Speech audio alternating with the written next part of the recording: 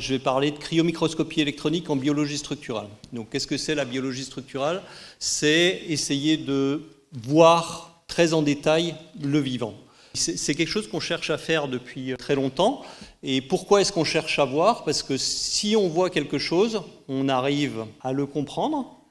Et si on arrive à le comprendre, on va réussir à pouvoir l'utiliser, à le contrôler et donc vraiment appréhender tout ce qui est autour de nous. Le seul problème, c'est que nos yeux ont des capacités un petit peu limitées. Et du coup, ce qui va se passer, c'est qu'on va vraiment être très très limité en résolution et en taille d'objet qu'on va pouvoir voir. Donc la limite pour nous est aux alentours de 0,1 mm. 0,1 mm, ça fait quoi? Ça fait un cheveu. Ou vous avez certainement tous et toutes vu les petites bêtes qui sont sur la mimolette, qui s'appellent les cirons. C'est le plus petit animal qu'on peut voir avec nos yeux. Donc si on veut essayer d'aller plus loin, et c'est vraiment ce qu'on veut faire en biologie, on veut vraiment voir toutes les machineries qui sont dans les cellules. Ces machineries sont très importantes, elles permettent aux cellules d'avoir des mouvements, elles ont un rôle structural et mécanique. Elles sont également impliquées dans la défense des organismes, les anticorps, tout ça, ça va permettre à l'organisme de se défendre.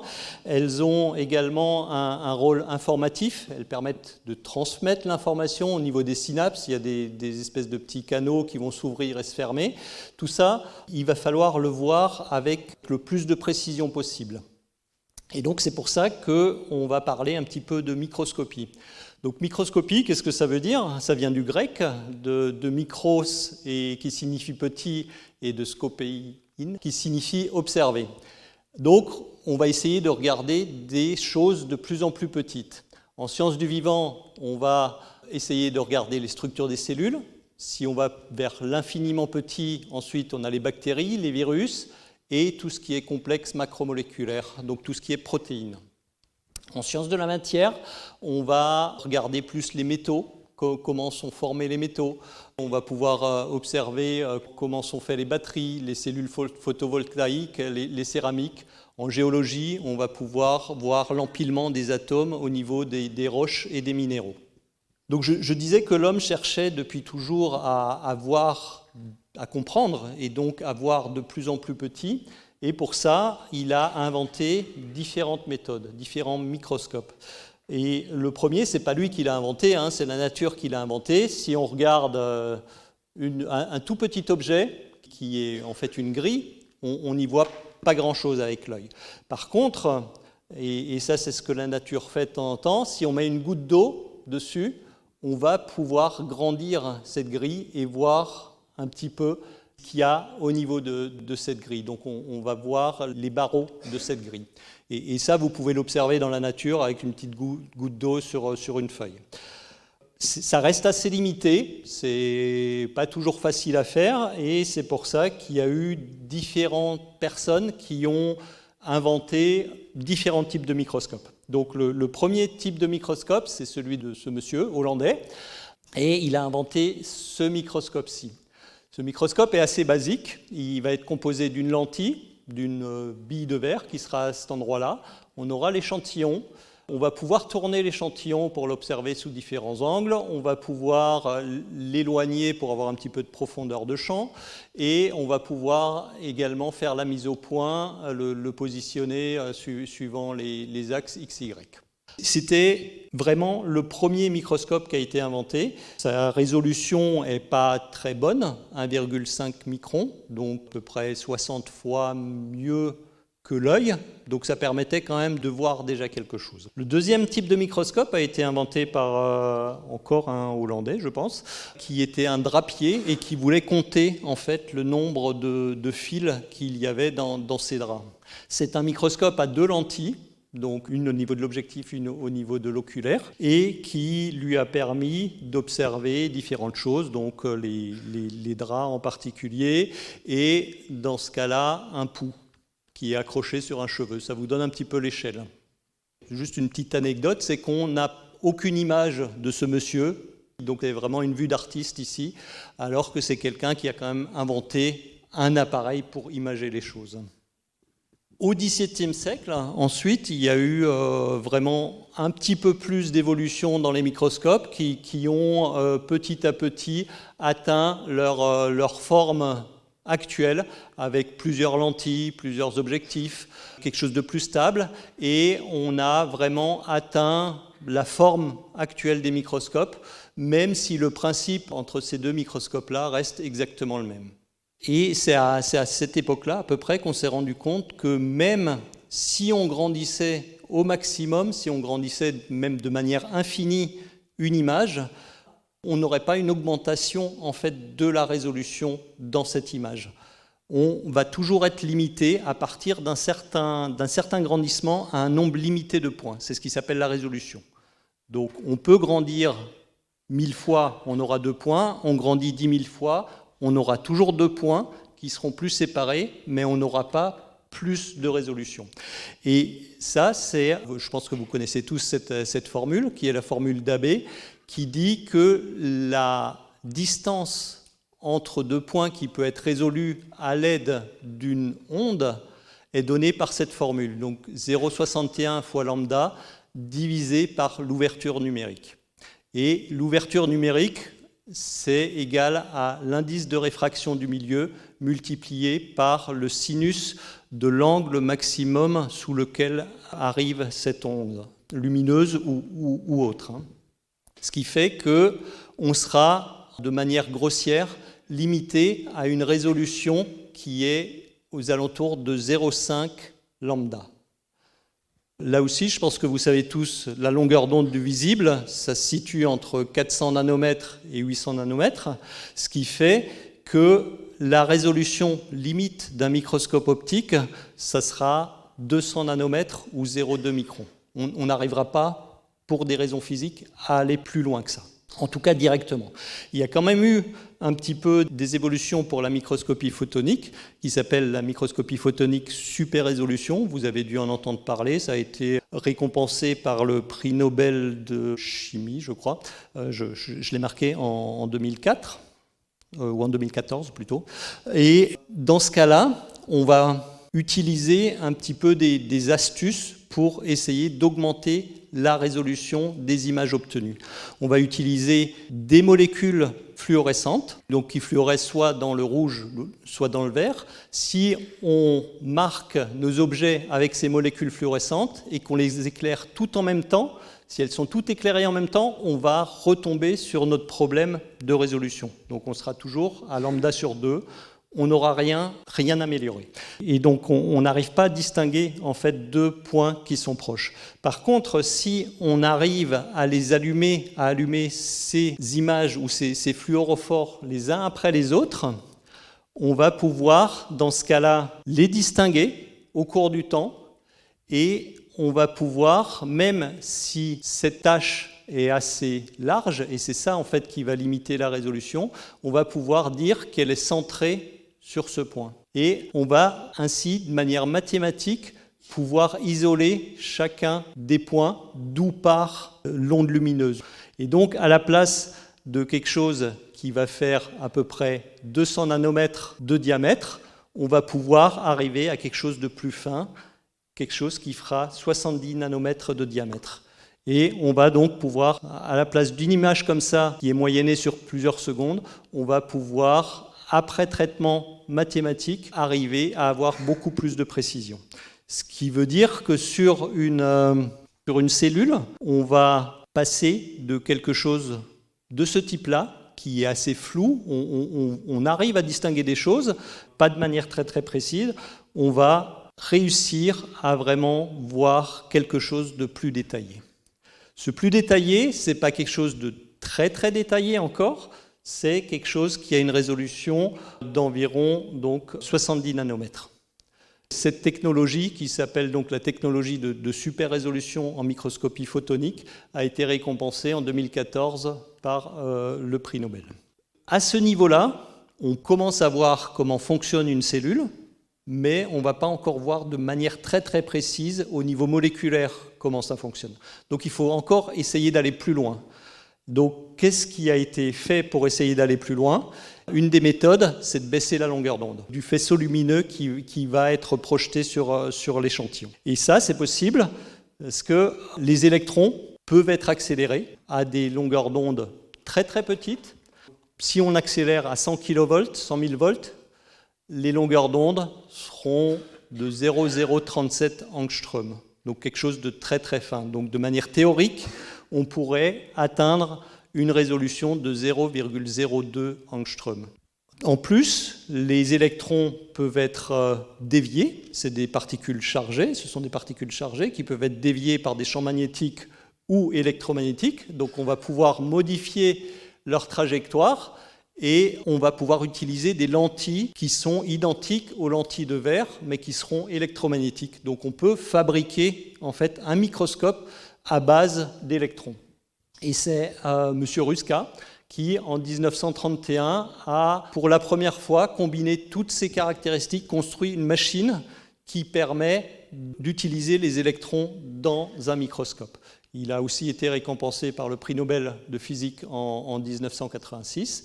Et son premier microscope utilisait deux lentilles permanentes, des lentilles magnétiques, et il a réussi à atteindre une résolution de 100 nanomètres, donc 2 fois la résolution du microscope photonique. À quoi ça ressemblait? Une colonne qui est sous vide, parce que les électrons interagissent très fortement avec la matière, donc il faut un vide très très poussé à l'intérieur de la colonne. Un générateur d'électrons, j'y reviendrai plus tard.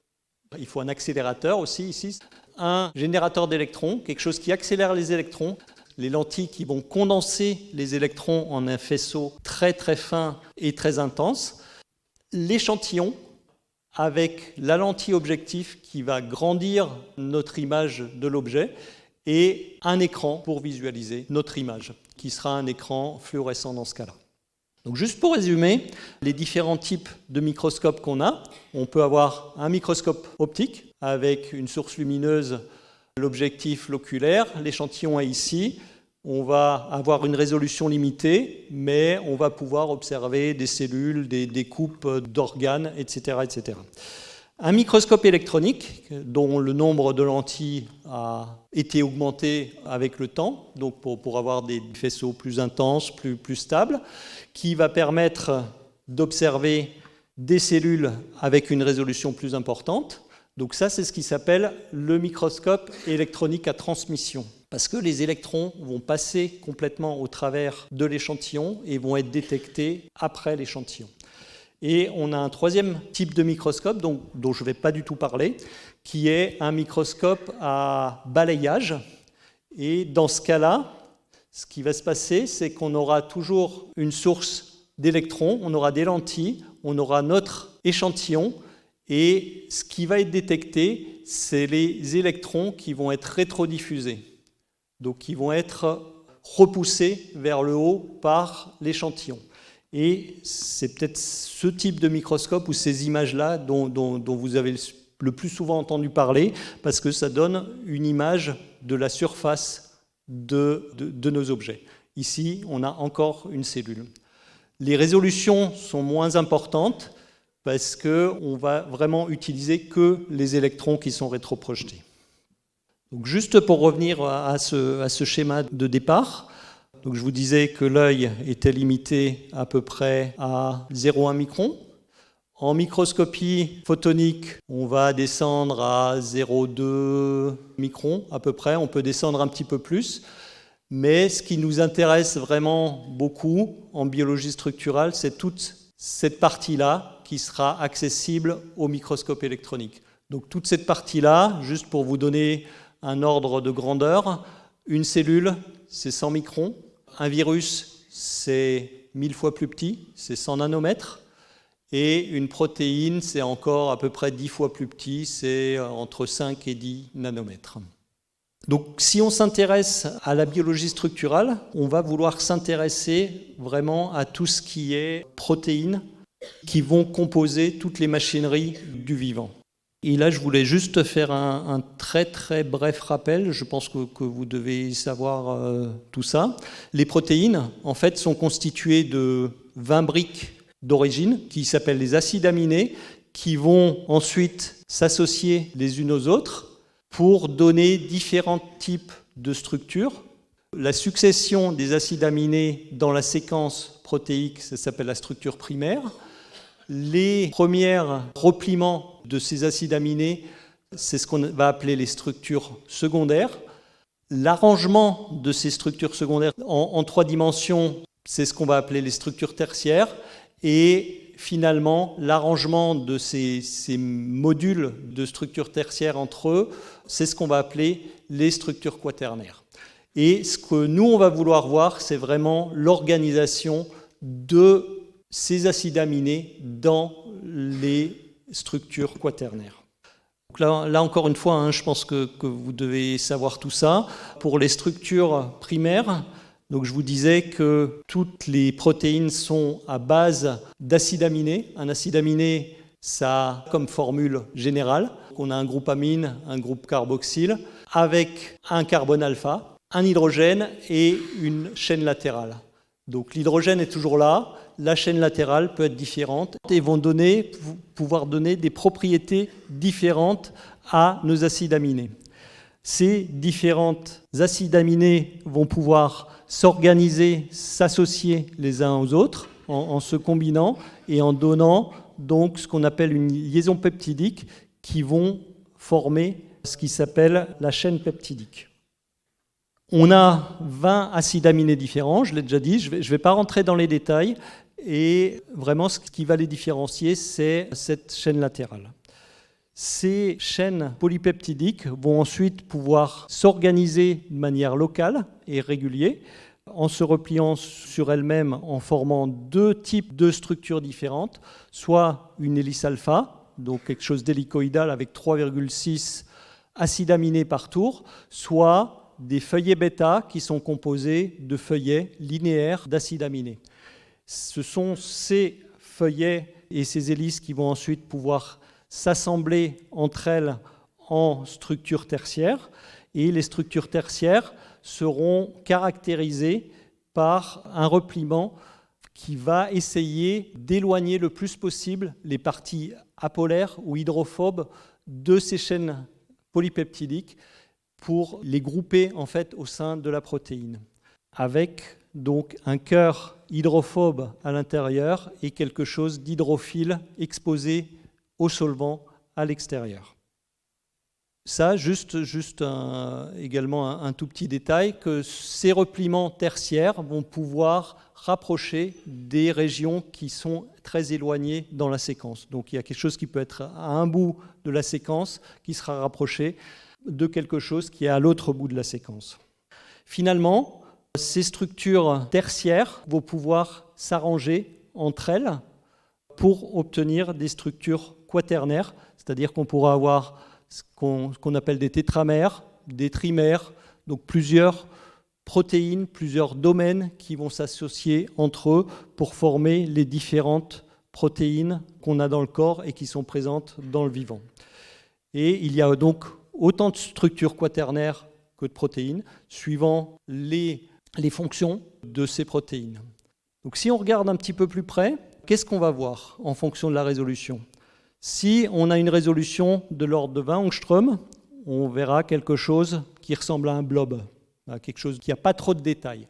Si on arrive vers 10 angstroms, on devrait commencer à voir les structures secondaires, donc des boudins pour les hélices alpha, et on commence à peut-être voir les feuillets bêta vers 4 angstroms à peu près.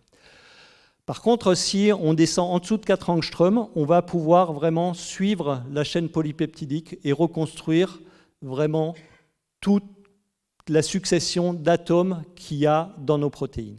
Donc nous, ce qu'on voudrait atteindre, c'est la zone de 4 angstroms à peu près. Ça, pour l'instant, c'était possible grâce à 2 techniques différentes, donc la cristallographie au rayon X, qui permettait d'atteindre des hautes résolutions, et la RMN. C'était les 2 techniques phares de biologie structurale qui permettaient donc vraiment de voir de manière très très détaillée les structures des protéines. Par contre, récemment, on a eu ce qui s'appelle une révolution en résolution. grâce à la microscopie électronique. Donc ça a été relayé en fait dans plein de grands journaux scientifiques et ça a également fait l'objet d'un prix Nobel de chimie il y a 2 ans. Donc je voulais juste essayer de vous expliquer un petit peu ce qui s'est passé et en microscopie électronique et qui est donc cette révolution en résolution. Et encore une fois, ça a permis de passer de quelque chose à une résolution intermédiaire où on ne voyait pas grand-chose à vraiment quelque chose qui permet de comprendre au niveau moléculaire ce qui se passe au sein des protéines. Et pour ça, en fait, je vais prendre un petit peu l'exemple, mon exemple de ce que j'ai fait au cours de ma carrière et qui a permis de passer de ce qu'on appelait la blobologie. Donc un blob, c'est quelque chose d'informe, qui n'a pas beaucoup de structure, à la biologie structurale. Il y a 25 ans à peu près, ce que je faisais, c'était considéré comme être de la blobologie. Donc qu'est-ce que je faisais? Pendant mon M2, j'observais des virus et j'essayais d'avoir la structure de ces virus. Ça, c'est la première structure de virus que j'avais déterminée. On n'y voit pas grand-chose. On voit que c'est à peu près globulaire. On arrive à voir qu'il y a un certain arrangement des protéines, mais ça ne donnait pas beaucoup d'informations. On a des axes de symétrie d'ordre 5, on a des axes de symétrie d'ordre 6. Donc, bon, c'était ce qu'on appelait de la blobologie. Il faut le dire, je pense. Quelques années plus tard, sur le même virus, j'ai réussi à obtenir une structure plus détaillée. C'est exactement le même virus. On voit quand même qu'il y a des choses qui commencent à être reconnaissables. On arrive à voir ces espèces d'hélices à 3 branches, là. On arrive à voir qu'il y a d'autres protéines, qui sont les protéines rouges. Donc, on commence à avoir accès à ce qui s'appelle donc les structures quaternaires des protéines, donc le degré d'oligomérisation de ces protéines. On n'arrive pas encore à voir comment sont faits les différents contacts, mais on arrive quand même à avoir quelque chose de plus détaillé. En 2001, la résolution a encore augmenté. Ça, c'est une nucléocapside d'un virus qui s'appelle le virus de la rougeole.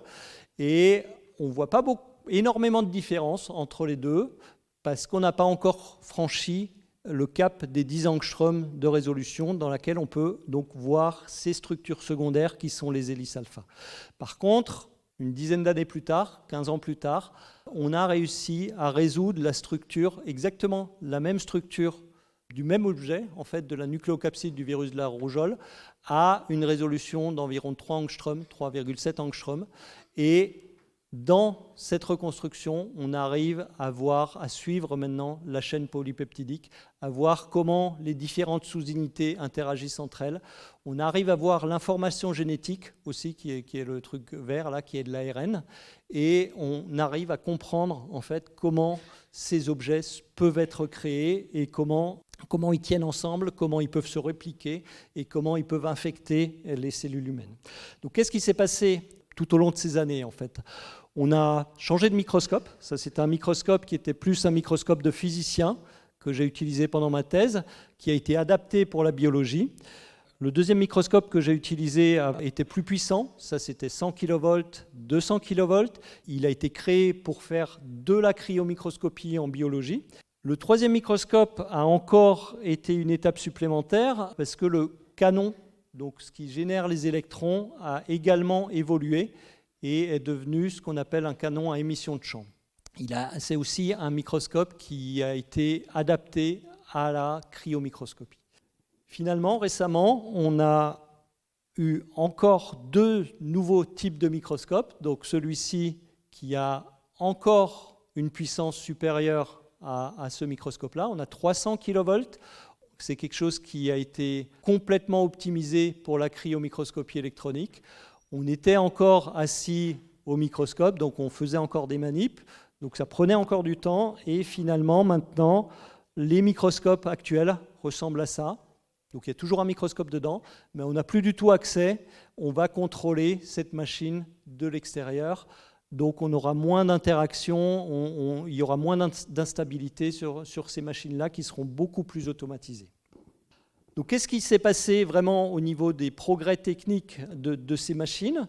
On partait donc d'un microscope comme celui-là. On arrive à des microscopes qui sont en boîte. Par contre, si on ouvre, on a tout de même encore une colonne à l'intérieur. C'est un petit peu plus compliqué, il y a un petit peu plus de choses, mais le principe reste à peu près le même. On a quand même évolué pas mal au niveau de la tension d'accélération, au niveau de la nature du canon à électrons, des lentilles, du vide qui s'est beaucoup amélioré, la stabilité de l'étage froid, de l'automatisation et des détecteurs d'électrons. Je vais essayer rapidement de passer sur tous ces différents points. Le canon à électrons, je vous rappelle, c'est ce qu'il y a tout en haut du microscope et qui va générer les électrons.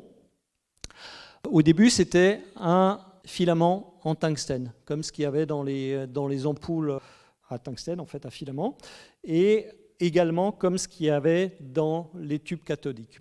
Donc ça permettait de générer un faisceau d'électrons qui n'était pas très intense, qui n'était pas très cohérent, donc les longueurs d'onde n'étaient pas du tout toutes les mêmes. Et pour essayer d'aller un petit peu plus loin, il y a un autre type de canon à électrons ou de générateur d'électrons qui a été mis au point. C'est ce filament en hexaborure de lantane. Donc on gagne en fait entre ces deux, entre le tungstène et l'hexaborure de lantane, on gagne un facteur 10 en brillance et en cohérence. Et récemment, il y a encore eu une nouvelle avancée avec la mise au point de canons à émission de champ. Donc les filaments étaient toujours chauffés, un petit peu moins, et les électrons étaient vraiment extraits par un champ électrique qui permettait d'extraire vraiment des électrons qui ont tous la même longueur d'onde et qui permet aussi d'avoir une brillance encore 10 fois supérieure à ces filaments en hexaborure de lantane.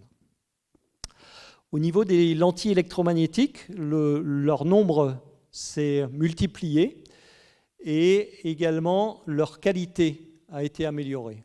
Donc, au début, on avait à chaque niveau une seule lentille.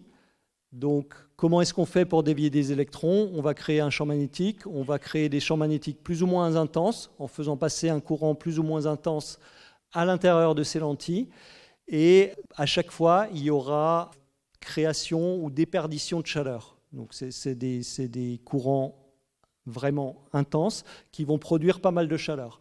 Comme on change de grandissement, comme on change de focalisation, on va à chaque fois avoir des pertes d'équilibre, en fait. On va changer depuis un endroit où on est à l'équilibre au niveau chaleur, au niveau déperdition de chaleur, à quelque chose qui est en déséquilibre.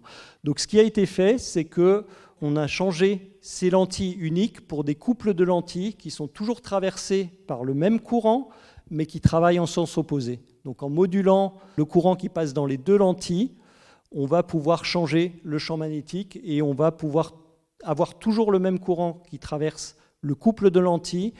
Et donc, on va vraiment avoir quelque chose de très très stable au niveau chaleur. Ça ressemble à ça. Les lentilles électromagnétiques, ce sont vraiment des bobines de fil de cuivre qui sont donc traversées par du courant. Au niveau de ce qui s'appelle l'étage froid, et ça j'y reviendrai aussi tout à l'heure, pourquoi est-ce qu'il faut un étage froid? Parce qu'on va faire de la cryomicroscopie, donc l'échantillon sera maintenu à froid. Au niveau de cet étage froid, ça c'était le premier porte-échantillon qu'on avait. Donc toute cette partie-là est remplie d'azote liquide pour maintenir l'échantillon à froid, et l'échantillon est mis à cette extrémité-là. Toute cette partie est dans le microscope électronique sous vide. Vous voyez qu'il y a vraiment une distance assez importante, une trentaine de centimètres.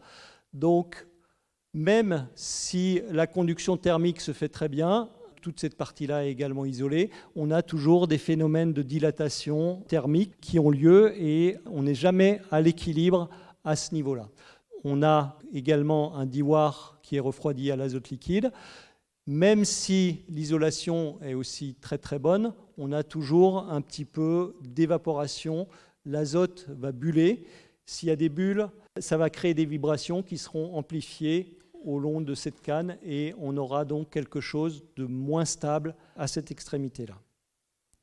Deuxième génération, c'est quelque chose de plus petit qui sera vraiment au milieu du microscope. L'échantillon sera placé à cet endroit-là. L'échantillon est placé sur des grilles de cuivre qui font 3 mm de diamètre, placé au centre du microscope et complètement isolé des interventions externes. Donc ça va permettre également d'accroître la stabilité de notre échantillon. On a également la dernière génération qui est encore plus petite. Donc le porte-échantillon est juste composé dans ce cas-là d'un petit anneau en cuivre. Donc le minimum pour transférer le froid vers la grille, pour maintenir la grille au froid. Et surtout, l'avantage de ces grilles, c'est qu'elles peuvent être transférées d'un microscope à un autre sans problème de contamination. Les détecteurs d'électrons, il y a encore à peu près moins de 10 ans, peut-être 8 ans, on enregistrait encore nos données sur du film photographique. Parce que ce film photographique est le meilleur détecteur d'électrons qu'on puisse faire.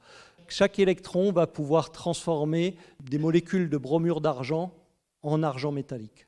Donc dès qu'il y a un électron qui tape dessus, on va pouvoir avoir création d'une molécule d'argent métallique.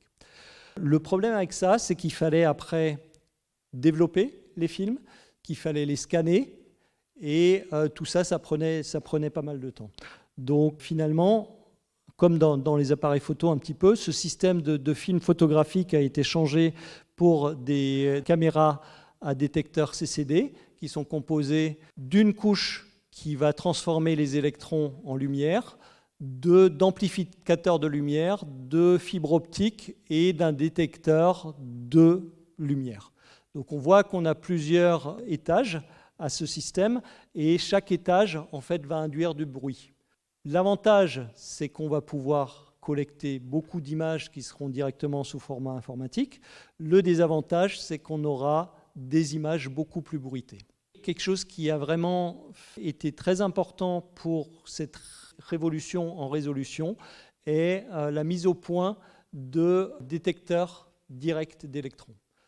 Donc dans ce cas-là, on aura juste un senseur, ce qui est cette petite partie bleue, qui est composée de plusieurs milliers, voire millions de petits transistors. Et chacun des transistors va directement pouvoir détecter les électrons qui tapent à sa surface et les transformer en 0 et en 1, donc en fichiers informatiques. Un gros avantage, c'est que donc, il y a soit des 0, soit des 1, donc il y a beaucoup moins de bruit. Et en plus, ce sont des caméras qui sont très très rapides. Avant, on faisait une image sur un temps de pause de 1 seconde, 2 secondes. Donc même si le microscope était stable, pendant ce temps, l'échantillon pouvait bouger un petit peu et on obtenait des images qui n'étaient pas toujours très très nettes. Avec ces détecteurs directs d'électrons, on arrive à des fréquences d'enregistrement qui sont de l'ordre de 400 Hz, donc 400 images par seconde. Et il est clair qu'en 400 fois moins de temps, l'échantillon va bouger 400 fois moins. On va pouvoir, même si on collecte toujours des images sur 1 seconde ou des films sur 1 seconde, ces films seront composés de plusieurs dizaines ou centaines d'images qu'on va pouvoir réaligner entre elles pour avoir une image finale qui sera très très nette et qui aura une résolution très très bonne. Donc avec tout ça, on se dit, le microscope a été beaucoup amélioré, il a des longueurs d'onde très très fines par rapport aux rayons X, donc on devrait arriver à des résolutions très très importantes. On devrait voir mieux que des atomes. En fait, ce n'est pas tout à fait vrai. Pourquoi ce n'est pas tout à fait vrai ? On a encore un certain nombre de problèmes. On a un problème avec les lentilles qui ne sont pas parfaites. Donc, comme en microscopie optique, on a des aberrations de sphéricité, de chromaticité. On a les échantillons biologiques qui sont très très sensibles aux électrons. Dès qu'on commence à avoir plus de 20 électrons par angstrom carré, on commence à détruire nos échantillons. Donc il va falloir vraiment limiter au maximum les doses. La stabilité mécanique n'est pas parfaite et en plus, le microscope n'est pas une loupe parfaite. Qu'est-ce que ça veut dire qu'il n'est pas une loupe parfaite ? Si on avait un objet initial, donc fait de 2 points ou de 2 atomes, avec un microscope parfait, on devrait obtenir ça. Donc ça, c'est un microscope qui doit coûter 5 €. Nous, on a des microscopes qui coûtent 5 millions d'euros, et c'est vraiment le prix de ce microscope-là. À partir d'un objet comme ça, ce qu'on va obtenir, c'est ça.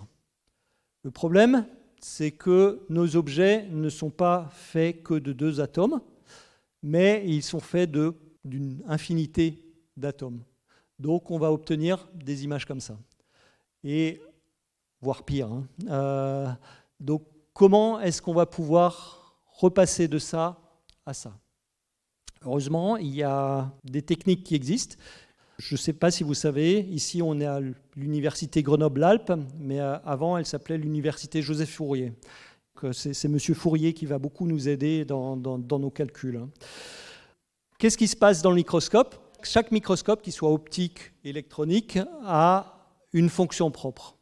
Et on va donc, à partir de notre objet initial, avoir une opération qui va impliquer donc cette fonction propre du microscope pour obtenir l'image finale. Donc, qu'est-ce que c'est cette fonction? C'est ce qui s'appelle une convolution. Qu'est-ce que c'est une convolution? Si on a une image, qu'on fait la transformée de Fourier, ce qui s'appelle une convolution dans l'espace direct, c'est une multiplication dans l'espace de Fourier. Donc, on fait une transformée de Fourier de l'objet de départ, on fait une transformée de Fourier de la fonction propre du microscope qui s'appelle, dans l'espace de Fourier, une fonction de transfert de contraste. On multiplie ces 2 fonctions, on arrive à un résultat qui a la même dimension que les objets de départ, et on fait une transformée de Fourier inverse, on va obtenir l'image finale. Et c'est ça qui est pas mal, c'est que justement, on peut, si on connaît l'image finale, qu'on arrive à déterminer la fonction de transfert de contraste du microscope, on va pouvoir en déduire par une simple division la transformée de Fourier de l'objet de départ, et en faisant une transformée de Fourier inverse, on va pouvoir remonter à notre objet de départ. Et c'est un petit peu ce qu'on fait. On a nos images. Si on fait une transformée de Fourier, on obtient ce type d'image avec au centre ce qui est caractéristique des objets. En fait, dans l'espace de Fourier, toutes les dimensions sont inversées. Donc au centre, on aura vraiment ce qui est grande dimension, et plus on va vers le bord de notre transformée de Fourier, plus on va vers la haute résolution.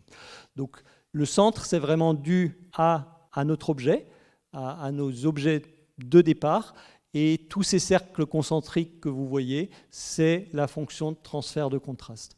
Donc cette fonction peut être modélisée, et comme elle peut être modélisée, on va pouvoir créer une fonction inverse, et on va pouvoir donc diviser cette transformée de Fourier par la fonction inverse pour remonter à quelque chose qui va ressembler à notre objet de départ. Et c'est ce qu'on fait. Donc si on a notre objet initial ici, on va avoir différentes images qui vont être prises à différents défocus. Là, je ne vais pas rentrer dans les détails. Si on additionne vraiment ces différentes images sans appliquer les corrections, on va arriver à quelque chose comme ça. Donc quelque chose qui ressemble un petit peu à l'objet de départ, mais qui est beaucoup plus flou. Par contre, si on applique les corrections de CTF à nos différentes images, on va réussir à obtenir quelque chose qui est très très similaire à l'objet de départ. Notre échantillon au microscope ne sont pas non plus parfaitement stables. Et là encore, je ne sais pas si vous voyez, là, ce sont des petites particules de virus de mosaïque du tabac qui sont hélicoïdales. Et si on fait une transformée de Fourier, là c'est peut-être un petit peu difficile à voir, on arrive à voir que les cercles concentriques ne sont pas parfaitement isotropes. Il manque de l'information ici. Donc ça veut dire qu'on a eu un manque d'information, on a certainement eu une dérive de l'échantillon pendant la prise de vue. Comme je vous disais tout à l'heure, on prend plus une seule image de notre échantillon avec ces caméras ultra rapides. On va prendre toute une série d'images qu'on va pouvoir ensuite recaler les unes par rapport aux autres pour les additionner. Et si on fait ça, on va pouvoir, à partir de quelque chose qui présentait un flou dans une direction, on va pouvoir reconstituer nos images à une résolution plus importante. Le désavantage avec ça, c'est qu'à la place d'une image, on va en collecter 20, 50, 100. La quantité de données qu'on va générer est quelque chose d'assez important. Donc pour chaque image, on va avoir une quantité de données qui va aller jusqu'à 9 gigas. On collecte jusqu'à 500 images par jour, donc on arrive à des quantités de données incroyables qu'il faut stocker, qu'il faut gérer et qu'il faut ensuite processer, analyser. Je vais essayer également de vous dire ce qu'on va faire de nos images. En fait, ce qu'on obtient en microscopie électronique à transmission, c'est une projection de notre échantillon. Et il est parfois assez difficile, à partir de la projection, de remonter à l'objet de départ. Donc ce qu'il va falloir faire, c'est vraiment imager notre objet sous les différents angles, avoir vraiment une vue suivant tous les angles possibles, pour ensuite pouvoir remonter à notre structure 3D. Et donc là, on a vraiment différentes techniques pour faire ça. On a une technique qui s'appelle une technique par épandage. Je vais juste vous décrire rapidement celle-ci. Si on a un objet qui ici est en 2D, donc normalement l'objet est en 3D, je baisse d'une dimension. Ce qu'on obtient en microscopie électronique à partir d'un objet 3D, c'est un objet 2D. Ici, on a un objet 2D. Donc, si on projette cet objet suivant les différents angles, on va avoir, normalement, si on projette dans ce sens-là, on aura une ligne unique, donc un objet en une dimension. La technique de reconstruction tridimensionnelle par épandage consiste à partir de cette ligne unique, on va épandre cette ligne dans une image qui a le même nombre de dimensions que l'objet initial. Donc on va juste recopier la ligne tout au long de cette case. On va faire ça suivant l'orientation, suivant l'angle de projection. Quand c'est de haut en bas, on va faire ça de manière horizontale. Quand on aura une projection dans ce sens-là, on va faire ça de manière verticale.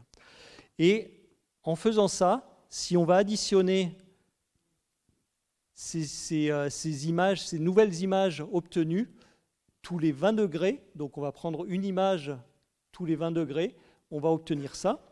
Si on fait ça tous les 10 degrés, on va obtenir une image de ce type-là. Donc on additionne juste ce type d'image. Si on fait ça tous les 5 degrés, on commence à voir la vache qui réapparaît. Et si on fait ça tous les degrés et qu'on filtre juste par un filtre bypass, on arrive à obtenir une structure qui est très très similaire à la structure de départ. Et c'est un petit peu ce qui se passe dans les scanners médicaux. Quand on va vraiment collecter les données tout autour de votre corps, on va ensuite reprojeter vraiment toutes ces données suivant leur angle de collecte pour avoir ensuite accès à la structure 3D. Donc c'est vraiment des reconstructions qu'on appelle par épandage. Il existe un autre type de reconstruction, je ne vais pas rentrer dans les détails, mais il existe plusieurs types pour réaccéder à la structure tridimensionnelle de nos particules. Donc en pratique, qu'est-ce qu'on fait? On va aller au microscope, on va collecter des données, donc on va obtenir des images, on va sélectionner chacune de ces images qui ont des signaux sur bruit plus ou moins importants, on va les centrer, les orienter, on va les additionner, et ce sont ensuite ces images qui vont permettre, lorsqu'elles sont recombinées entre elles, d'obtenir la structure tridimensionnelle de notre objet de départ, qu'on va reprojeter dans toutes les directions pour ensuite comparer nos images de départ à ces reconstructions, à ces projections, et donc faire plusieurs cycles pour essayer d'améliorer au fur et à mesure les échantillons. Je vais juste également, pour essayer de finir tout le pipeline de ce qu'on fait en microscopie électronique, vous parler un petit peu de la préparation qu'on va utiliser pour la microscopie électronique. En microscopie électronique, donc je vous ai dit que l'intérieur du microscope est sous un vide très très poussé, sinon les électrons ne peuvent pas circuler. C'était déjà le cas également dans les tubes cathodiques des télés, qui pouvait imploser parce qu'il y avait donc ce vide très poussé. Les échantillons biologiques sont composés d'eau à 70-80%. On est composé en majorité d'eau. Et ils sont certains entourés d'eau, les organes sont entourés d'eau. Donc qu'est-ce qui va se passer si on va retirer l'eau? On aura quelque chose comme ça. Donc on pourra encore retrouver un petit peu, reconnaître la structure, mais elle sera déformée. Et si on retire l'eau qui est à l'intérieur de ces particules, en plus, ça va de moins en moins être similaire à l'objet de départ. Si en plus on met des électrons dessus, des électrons qui sont également assez énergétiques, on va avoir des brûlures. Donc il va falloir préparer les échantillons pour qu'ils résistent au vide et aux électrons, parce que ce qu'on veut, nous, c'est avoir accès à la structure 3D de nos objets de départ. Donc pour ça, on a deux techniques. On a une première technique qui s'appelle la coloration négative. On va utiliser un support en carbone. On va déposer les échantillons dessus. On va ajouter un sel d'atome lourd, qui peut être un sel d'uranium, un sel de tungstène, de molybdène. On va sécher. Et ce sel d'atome lourd va se solidifier autour de notre échantillon et on aura donc l'empreinte de l'échantillon dans notre sel d'atome lourd. Quand on met ça dans le microscope, l'échantillon biologique sera détruit, mais l'empreinte sera conservée. Et c'est pour ça qu'on appelle ça de la coloration négative, parce que ce qu'on va observer, c'est vraiment le négatif de notre objet, ce n'est pas l'objet lui-même. On va avoir accès à la surface de l'échantillon uniquement, mais avec un contraste très très élevé. Par contre, on a uniquement accès à la surface de l'échantillon et en plus, on n'a pas accès à des détails très fins parce que notre colorant aura une taille assez importante. Les sels de tungstène ou ce qu'on appelle le sodium silicon tungstate, ça fait à peu près 15 angstroms de diamètre.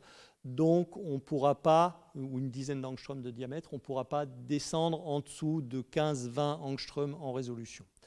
En plus, on va sécher, donc on va pouvoir aplatir notre échantillon, ou l'échantillon va s'aplatir, il va perdre certains des composants. Donc pour essayer de contrebalancer ou de résoudre ces problèmes, c'est donc Jacques Dubochet qui a inventé la technique de cryomicroscopie électronique en 1986, et c'est un des récipiendaires du prix Nobel de chimie en 2017. Il s'est dit, une autre manière de préserver les échantillons, c'est de congeler. Par contre, si on congèle doucement, qu'est-ce qui va se passer? L'eau liquide et la glace n'occupent pas le même volume. Donc s'il y a quelque chose dans l'eau en cours de congélation, comme les volumes vont changer, la structure des protéines ou des virus qui sont dans cette eau vont subir des tensions et être détruits. Donc il va falloir essayer de congeler d'une manière différente pour que la structure native de l'échantillon soit préservée. Et ça, on fait ça non pas en congelant que à basse température, parce qu'on pourrait se dire, OK, dans un congélateur, la température baisse de manière lente. Si on essaye de faire ça dans de l'azote liquide, ça ne marche pas non plus. L'azote liquide, c'est moins 186 degrés. Mais ce qui se passe, et vous avez peut-être fait l'expérience, c'est qu'on peut mettre les doigts pendant une demi-seconde dans l'azote liquide. On va sentir le froid, mais ça ne va pas congeler. En fait, l'azote liquide va s'évaporer autour de nos doigts et va former une couche isolante. Donc il faut quelque chose qui a un très très bon cryogène pour congeler rapidement. Et ce quelque chose, c'est de l'éthane liquide. En plongeant notre grille dans l'éthane liquide, la vitesse de congélation sera de l'ordre de 10 000 degrés par seconde. Et à cette vitesse-là, même l'eau n'a pas le temps de cristalliser. Donc elle sera vraiment figée sous forme de ce qu'on appelle la glace amorphe ou vitreuse, qui est très très similaire à de l'eau. Et comme notre eau est figée, tout ce qui est à l'intérieur, nos protéines sont également figées dans ce même état. Nos protéines seront préservées sous leur forme native dans une très très fine couche d'échantillons. Donc ce qu'on va utiliser également, c'est une grille, donc 3 mm de diamètre, qui est couverte par une couche de carbone dans laquelle il y a des trous. On va mettre notre échantillon là-dessus. On va enlever l'excès d'échantillons pour qu'il reste vraiment une très très fine couche d'échantillons sur ces grilles et on va congeler très rapidement. On aura accès à l'état natif de l'échantillon et on aura également accès à la projection de notre objet. Donc le faisceau d'électrons va vraiment traverser complètement l'objet et on va pouvoir avoir accès à l'intérieur de notre échantillon. Et les images qu'on obtient, ce sont des images moins contrastées que tout à l'heure, parce que le contraste va venir en majorité de la différence de densité entre nos protéines et l'eau. L'eau, c'est 1 gramme par centimètre cube. Les protéines, c'est 1,3. Donc, la différence n'est pas très, très importante. Mais on arrive quand même à voir nos particules. Nos échantillons biologiques sont également très, très sensibles aux dommages des radiations. Et c'est pour ça également qu'on va utiliser le froid, parce que le froid va permettre aux échantillons de résister un petit peu plus longtemps. Si on utilise juste un temps de pause de 1 ou 2 secondes, les mêmes objets que tout à l'heure, donc ce sont des adénovirus, ressembleront à ça.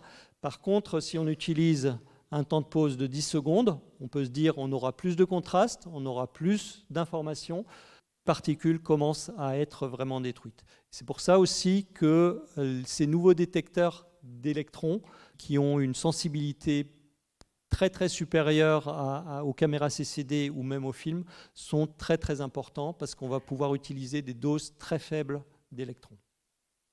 Juste en résumé, coloration négative, on a un fort contraste mais on n'a accès qu'à l'extérieur de l'échantillon. Cryomicroscopie, on a accès à toute la particule mais avec un contraste plus faible. Et en gros, ça donne quelque chose comme ça, vu de l'extérieur, par rapport à la cryomicroscopie, où on a vraiment accès à tout. C'est quand même également très important de travailler sur l'échantillon, parce que si l'échantillon n'est pas bon, même si on utilise un microscope de très très grande qualité, qu'on va obtenir, c'est quelque chose de mauvais. On a vraiment beaucoup de travail au niveau de l'optimisation des échantillons. Je ne vais pas entrer en détail. On va passer de quelque chose d'hétérogène, vous voyez, il y a différentes formes, à quelque chose de beaucoup plus homogène. Ensuite, il va falloir collecter des données. Les microscopes électroniques sont maintenant capables de faire toutes ces collectes tout seuls et d'obtenir des quantités de données assez impressionnantes. Juste vous donner quelques exemples de ce qu'on fait. On travaille sur des bactériophages. Bactériophages, ce sont des virus qui vont infecter des bactéries. C'est les micro-organismes qui sont les plus abondants et les plus diversifiés sur Terre. Il y a 10 puissance 31 particules de bactériophages qui sont présents dans tous les biotopes. On en entend peut-être un petit peu parler en ce moment parce que les bactéries sont de plus en plus résistantes aux antibiotiques.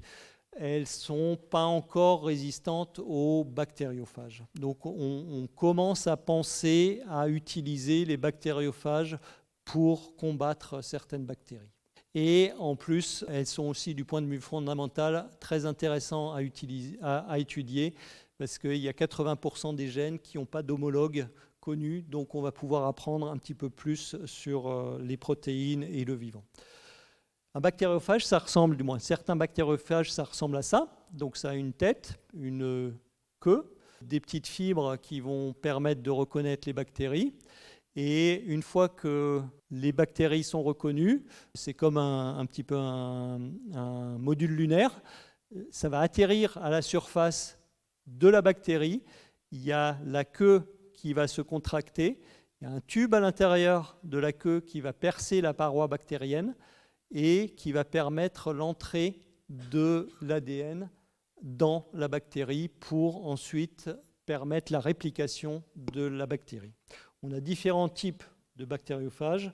Nous, ce qui nous intéresse actuellement, ce sont les bactériophages qui sont non enveloppés, donc qui sont vraiment très très ressemblants à l'image précédente, avec une queue contractile qui va permettre d'injecter l'ADN à l'intérieur de la bactérie, donc par un phénomène de ce type-là. Donc ici, on voit vraiment le tube qui va pénétrer à l'intérieur de la bactérie. Donc on s'intéresse particulièrement à ce qui s'appelle un jumbo phage. Jumbo parce que c'est un gros phage dont la tête fait 200 nanomètres de diamètre. En coloration négative, ça ressemble à ça. En cryo, ça ressemble à ça. À partir d'images de ce type-là, en 2013, avant la révolution en résolution, on a réussi à obtenir, à reconstruire le phage à une résolution d'environ 10 angstroms. Donc on arrive vraiment bien à voir les différentes parties de ce phage, la tête, la queue, les différentes fibres, mais on n'arrive pas encore à voir vraiment les chaînes polypeptidiques. On est toujours en train de travailler dessus à l'aide de nos nouveaux microscopes et on a vraiment pas mal augmenté la résolution. On n'est pas encore à résolution atomique, on espère y arriver bientôt pour voir vraiment comment les différents capsomères vont interagir au niveau de la tête. On a aussi une vue très détaillée maintenant de ce qu'on appelle la base plate, qui permet l'interaction avec la bactérie. Également de la tige, qui avait aussi été résolue à 9 angstroms en 2013. Et aujourd'hui, on arrive vraiment à avoir une résolution quasi atomique avec nos microscopes d'aujourd'hui. On a de plus réussi à résoudre la structure de cette queue en forme non contractée, mais également, donc ça c'est la forme non contractée, où on arrive vraiment à tracer la chaîne polypeptidique dans les densités qu'on a obtenues. Mais on a également obtenu le virus sous forme contractée et la résolution de la structure également sous forme contractée. J'aurais voulu vous parler de d'autres exemples.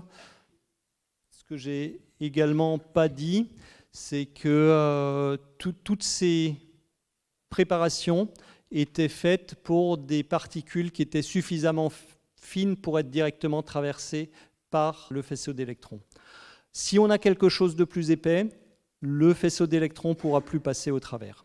Donc il va falloir encore un autre type de préparation et c'est ce qu'on appelle la microtomie. Donc il va falloir vraiment couper notre échantillon pour le rendre très très fin. Et là aussi, on va passer par différentes étapes de préparation, de fixation, de coupe pour arriver à ça. On a également différents instruments pour faire ça. Les images sont des images qui sont assez extraordinaires avec des détails très très fins pour les cellules, pour des infections par des virus. Et je voulais juste terminer avec cette diapositive-là qui montre donc les différents instruments. On a 3 microscopes électroniques à l'IBS qui sont ouverts à la communauté française mais également internationale. On est plutôt bien équipé à Grenoble alors que la France est un petit peu à la traîne. On a un détecteur direct d'électrons. Juste pour vous donner une idée, un microscope comme ça, c'est 300 000 €. Ça, c'est 1 million. Ça, c'est plus aux alentours de 2,5 millions. Et la caméra toute seule, c'est 500 000 €. Donc, c'est tous des instruments qui sont assez chers, qui sont assez difficiles à acquérir. Il faut trouver des financements. Et ensuite, ce n'est pas tout de les avoir. Ce sont des instruments qui sont très fragiles, qui doivent être couverts par des contrats de maintenance. Et les contrats de maintenance s'élèvent à peu près 5% du prix du microscope de manière annuelle. Donc pour un microscope de 2 millions d'euros, on a chaque année à payer 100 000 € pour les contrats de maintenance. Donc c'est pour ça qu'on ouvre nos microscopes à la communauté, pour que ceux qui n'en ont pas chez eux puissent les utiliser. Et avec tout ça, je voulais vous remercier pour votre attention et je ne sais pas s'il y a un petit peu de temps pour les questions. Oui.